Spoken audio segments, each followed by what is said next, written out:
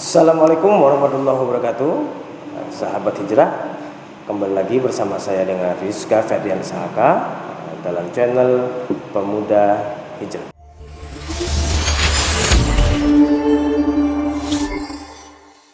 Di dalam iman Islam, Allah menurunkan 4 kitab dan beberapa suhuf.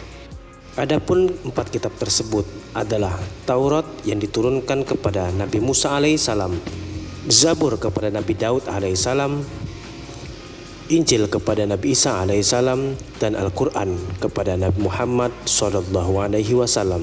Sedangkan suhuf yang berbentuk lembaran-lembaran diturunkan kepada nabi-nabi terdahulu, dan jumlahnya sangat amat banyak, lebih banyak dari kitab yang Allah turunkan. Suhuf pernah diturunkan kepada Nabi Ibrahim alaihissalam, Nabi Syed alaihissalam, dan Nabi Idris alaihissalam. Di antara 4 kitab yang Allah pernah turunkan, ada 3 kitab yang masih digunakan hingga saat kini. 2 kitab sudah tidak asli dan 1 kitab masih terjamin keasliannya hingga saat ini. Kitab Taurat telah dirubah namanya menjadi kitab Talmud oleh bangsa Yahudi. Kemudian kitab Injil telah dirubah namanya menjadi kitab Bible oleh kaum Nasrani. Dan Al-Quran masih terjaga keasliannya dan dihafal oleh jutaan orang hingga saat kini. Menjadi sebuah pertanyaan, di manakah kitab Zabur yang telah Allah turunkan kepada Nabi Daud alaihissalam? Mengapa kaum Yahudi tidak menjadikan Zabur sebagai pedoman hidup, sebagaimana mereka menjadikan kitab Taurat sebagai pegangan hidup mereka? Kitab Zabur bahkan tidak ada jejaknya sama sekali, baik lembaran maupun catatan-catatan sejarahnya. Mengapa kitab ini bisa hilang? Apa sebenarnya isi dari kitab Zabur? Syekh At-Tahiri Al-Jawahir menjelaskan di dalam kitab Jawahirul Kalamiyah fi Idahil Aqidatil Islamiyah.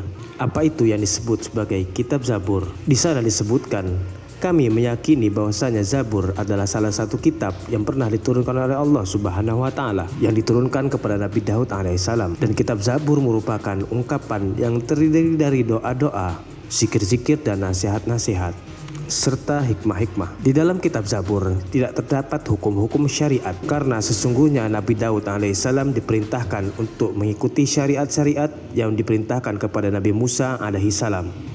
Jadi kitab Zabur hanya berisi syair-syair dan doa-doa serta hikmah-hikmah, tidak memiliki hukum syariat sama sekali. Hukum syariat disandarkan kepada Taurat yang diturunkan kepada Nabi Musa alaihissalam. Dalam sejarahnya, kitab Taurat merupakan kitab terlama yang digunakan sebagai pedoman hidup bagi Bani Israel. Dari zaman Nabi Musa alaihissalam, Nabi Daud, Nabi Sulaiman, Nabi Zakaria, Nabi Yahya, dan Nabi Yahya merupakan estafet terakhir pemegang hukum Taurat.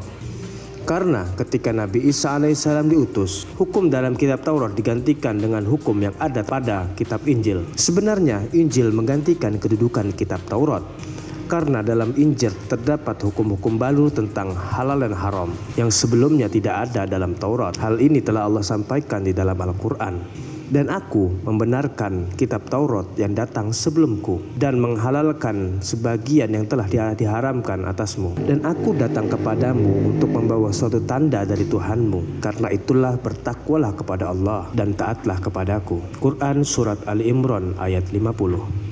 Dalam sejarahnya, dari 3 kitab yang Allah turunkan kepada Bani Israel, hanya 2 kitab yang berisi syariat, sedangkan 1 kitab lainnya hanya berisi syair-syair dan doa-doa, zikir-zikir serta hikmah-hikmah saja. Karena tidak memiliki hukum-hukum syariat, maka kitab Zabur tidak pernah diamalkan lagi oleh Bani Israel sepeninggalan Nabi Daud alaihissalam. Mereka tetap berpegang teguh terhadap hukum Taurat. Bahkan ketika datang kitab Injil kepada Nabi Isa alaihissalam, Bani Israel menolak syariat-syariat yang datang pada kitab Injil yang diturunkan kepada Nabi Isa alaihissalam. Mereka lebih mirip ajaran Taurat yang dinilai lebih sedikit dan lebih simpel ajarannya. Penolakan ini yang menyebabkan mereka sampai hari ini tidak mengakui atas Nabi Isa alaihissalam dan kitabnya Injil. Wallahu a'lam bishawab.